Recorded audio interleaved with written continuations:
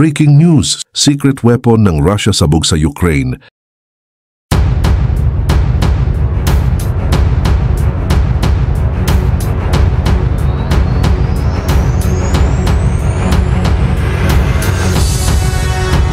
Sa mas tumitinding tensyon sa pagitan ng Ukraine at Russia ay muli na namang nagpamalas ang Ukraine matapos nilang pasabugin ang sinasabing secret weapon ng Russia. Paano ito nangyari?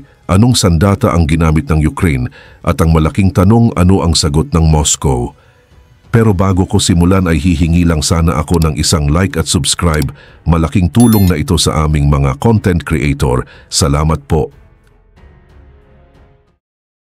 Sa loob ng maraming dekada, sinasabi ng Russia na meron silang mga sandata na parang galing sa science fiction. Mga laser system na kayang i-blind ang mga satellites, mga aircraft na kayang maglabas ng matinding energy beams papunta sa targets na hundreds of miles ang layo. Sa katunayan, gumastos ang Kremlin ng bilyon para i-develop ang mga technology na ito dahil kumbinsido sila na bibigyan nito ang Russia ng advantage na hindi kayang tapatan ng Western countries. Pero ang nangyari kagabi sa Southern Russia ay nagpaatras sa programa na iyan. Kinumpirma ng General Staff ng Ukraine na long-range drones at Neptune cruise missiles ang tumama sa isang facility na naglalaman ng isa sa pinakalihim at hindi mapapalitang aircraft ng Russia. Makikita sa footage ang isang hangar na nilalamon ng apoy at kung ano ang nasusunog sa loob ay isang bagay na hindi kayang i-rebuild ng Russia. Nangyari ito habang hinaharap ng Russia ang financial crisis na hindi na nila kayang itago. Ayon sa calculations ng Reuters, ang oil at gas revenues ng Russia ay babagsak ng 35% ngayong November kumpara sa nakaraang taon.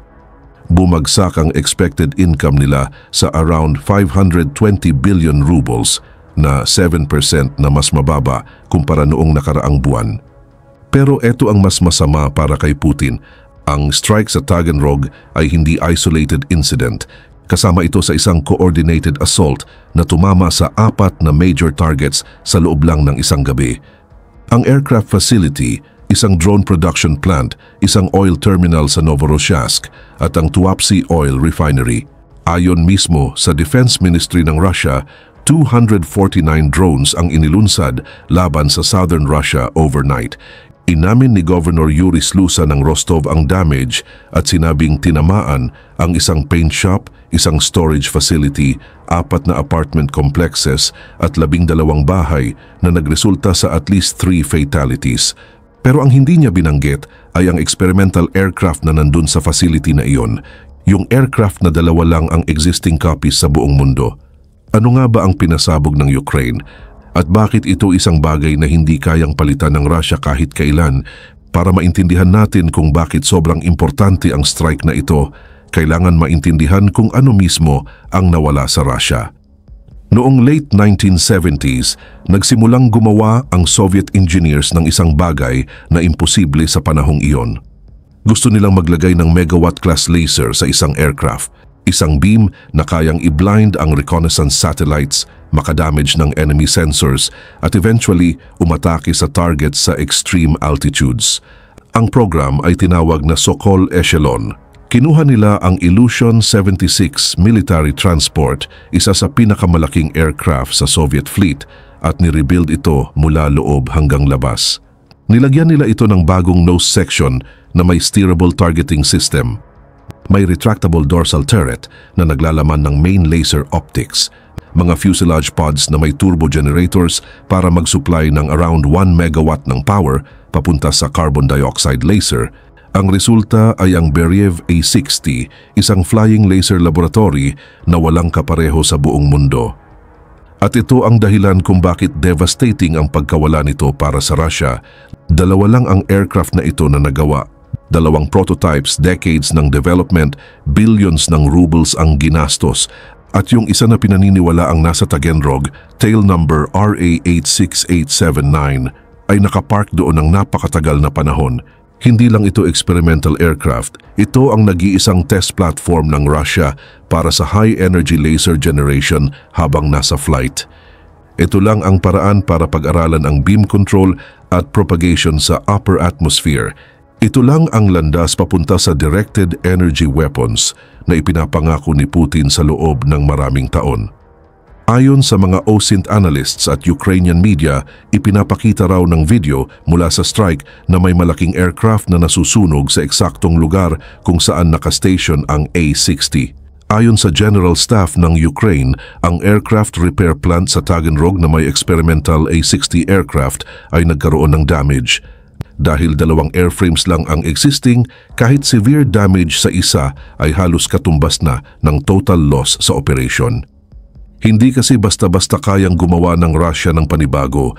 Ang mga specialized na components, ang institutional knowledge, ang decades ng paulit-ulit na testing, lahat ng yan ay concentrated sa program na ngayon ay kalahati ng physical assets ay posibleng nasunog sa isang hangar. At yan ang dahilan kung bakit ang nangyari kagabi ay hindi lang basta drone strike. Pero ang A-60 ay hindi lang ang nag-iisang hindi mapapalitang asset na nasa facility na iyon. Ang Beriev plant sa Taganrog ay isa sa pinakaimportanteng aviation complexes ng Russia at mas marami itong hinahawakan kaysa sa experimental laser aircraft.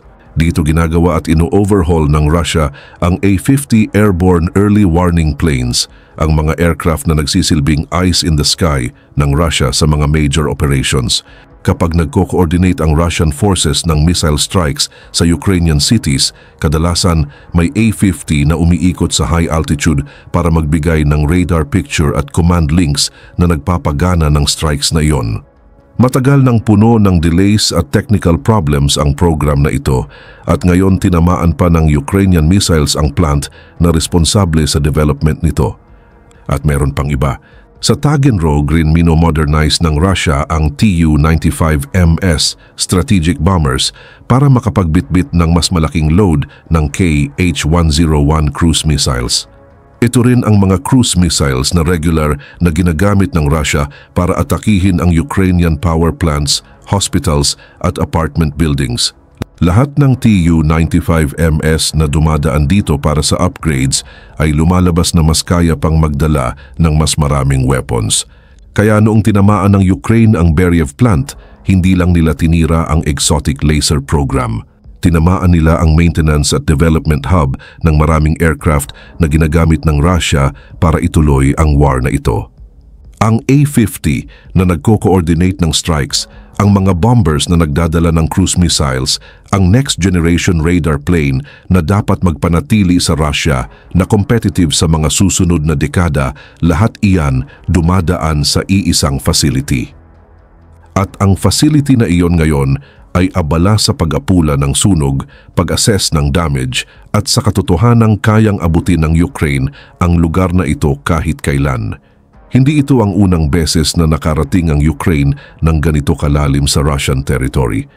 Mas maaga pang satellite imagery noong nakaraang taon ang nagpakita na nakakapasok ang Ukrainian drones sa heavy air defense coverage sa paligid ng Taganrog at nakakasira ng mga hangar na ginagamit para sa A-50 repair sa parehong facility. Matagal nang tinetesting ng Ukraine ang depensa ng Russia sa rehiyong ito, inaalam ang mga butas at naghahanda para sa mga strike na tulad ng nakita natin ngayon. Ang pagkakaiba lang sa attack na ito ay ang laki at coordination. Tinamaan nila ang 4 na major strategic targets sa loob lang ng isang gabi.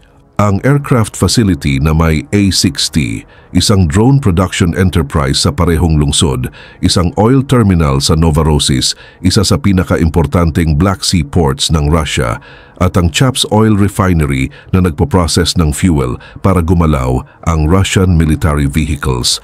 Ayon kay Governor Kondratov ng Krasnodar, sinabi niya publicly na ang Krasnodar region ay nakaranas ng isa sa pinakamalalaking attacks mula sa Kiev regime overnight, kung saan 7 apartment buildings sa Novorossiysk ang tinamaan at isang apartment block sa Tuapse ang naapektuhan.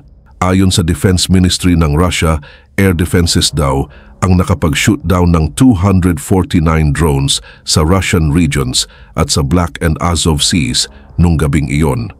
249, kahit sabihin pang exaggerated ang number na madalas namang nangyayari sa Russian claims, ipinapakita pa rin ito kung gaano karami ang ibinato ng Ukraine laban sa southern Russia sa isang coordinated operation. Ayon sa mga eyewitness sa Taganrog, may at least 6 explosions daw na nangyari overnight at kita ang apoy at makapal na usok sa buong city. Hindi basta random ang pag-strike ng Ukraine, inaatake nila yung mga bagay na kailangan ng Russia para mapanatili ang war at unti-unti nila itong pinupuntirya. AWACS aircraft para sa coordination, refineries para sa fuel, factories para sa drone production, mga research facilities para sa future weapons. Bawat strike ay nagpapahina sa kakayahan ng Russia na lumaban. At bawat strike ay nagpapatunay na hindi kayang protektahan ng Russia ang lahat ng sabay-sabay. Ang oil infrastructure na tinamaan ng Ukraine nung gabing iyon ay hindi lang secondary target.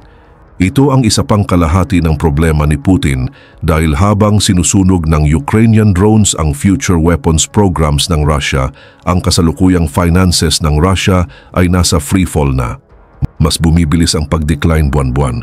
Sa unang 11 months ng 2025, ang total oil and gas revenues ng Russia ay projected sa around 102 billion. Iyon ay 22% na pagbaba kumpara sa parehong period noong 2024 at malayo ito sa forecast ng Finance Ministry ng Russia. Ang ministry ay nagplano ng 10.94 trillion rubles mula sa oil and gas sales para sa year na ito. Binago nila iyon na pababa sa 8.65 trillion rubles. Minaliit ito ni Putin, sinasabing kaya raw mabuhay at umunlad ng Russia kahit walang Western partners. Pero ibang story ang sinasabi ng numbers. Tumaas ang defensive spending dahil kailangan ito ng war.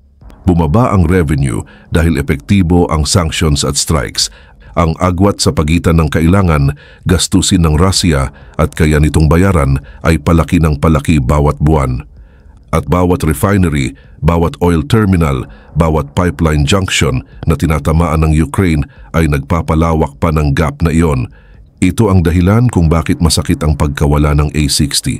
Hindi lang ito mahal, hindi lang ito classified, ito ay hindi mapapalitan. Hindi ka basta makakagawa ng panibagong airborne laser testbed. Ang A-60 ay representasyon ng 40 years ng accumulated knowledge. Ang klase ng institutional expertise na nasa utak lang ng mga engineers na ginugol ang buong career nila sa iisang program. High-energy laser generation at cooling habang nasa flight. Beam control at pointing systems na gumagana habang lumilipad ang aircraft sa magulong hangin. Propagation studies kung paano kumikilos ang laser beams pag pinapaputok sa upper atmosphere. Ang integration ng megawatt power systems sa airframe na kailangan pa ring lumipad ng maayos. Lahat ng kaalamang iyon ay naipon sa program na may eksaktong 2 aircraft lang. Ngayon, isa sa mga iyon ay posibleng wasak na at walang mabilis na paraan ng Russia para mabawi ang nawala. Nababagay ito sa pattern na paulit-ulit sa buong war. Sa early months, ubos agad ng Russia ang stockpile ng precision-guided missiles ng mas mabilis kaysa inaasahan. Kinailangan nilang gumamit ng cruise missiles mula pa noong 1980s at bumili ng drones mula Iran dahil hindi kayang sabayan ng production nila ang consumption. Pagkatapos, nagsimulang mawala ang experienced pilots at commanders ng Russia sa antas na hindi na kayang isustain. Kasama rito ang institutional knowledge na dala nila. Ang kakayahang mag-train ng next generation, lahat iyon, unti-unting nawawala bawat aircraft na napapabagsak. Ngayon, ang tinatarget na mismo ng Ukraine ay ang research and development infrastructure, ang mga facility kung saan ginagawa ng Russia ang weapons of tomorrow, hindi lang ang weapons of today. Ang Beriev plant ay hindi isang factory na nagtatatak ng identical na produkto sa assembly line. Kapag nasira ito ng seryoso, hindi lang hardware ang mawawala sa Russia, kundi ang kakayahan nilang gumawa ng ilang klase ng aircraft tuluyan. At ito ang strategic dilemma na hinaharap ni Putin. Bawat S-300 o S-400 battery na ilalagay niya para protektahan ang refinery sa southern Russia ay isa namang hindi nagpoprotekta sa front lines. Bawat air defense system na nagbabantay sa research facility ay isa namang hindi makakapigil sa Ukrainian drones sa Kursk. Pinipilit ng Ukraine ang Russia na ikalat ang defenses nito sa thousands of kilometers ng territory at hindi sapat ang systems ng Russia para bantayan ang lahat. Kita ang mga gaps at natutukoy ng Ukraine ang mga ito at ito ang mensaheng ipinadala ng Ukraine kagabi. Ang strike na ito ay hindi lang tungkol sa pagsira ng isang aircraft, gaano man ka-valuable ang A-60. Ito ay tungkol sa pagtest sa bagay na ayaw aminin ni Putin, na ang deep rear facilities, mga site na akala ng Russia ay protektado ng maraming layer ng air defense, ay maabot. Ang mga high-value research programs, yung mga programang pinag-invest ng Russia ng billions sa loob ng decades, ay vulnerable. Ang mga classified projects na parang crown jewels ng Kremlin ay kayang matagpuan, targetin at sunugin. Ang psychological at political impact ng pagtama sa isang sci-fi laser aircraft ay lampas pa sa hardware mismo.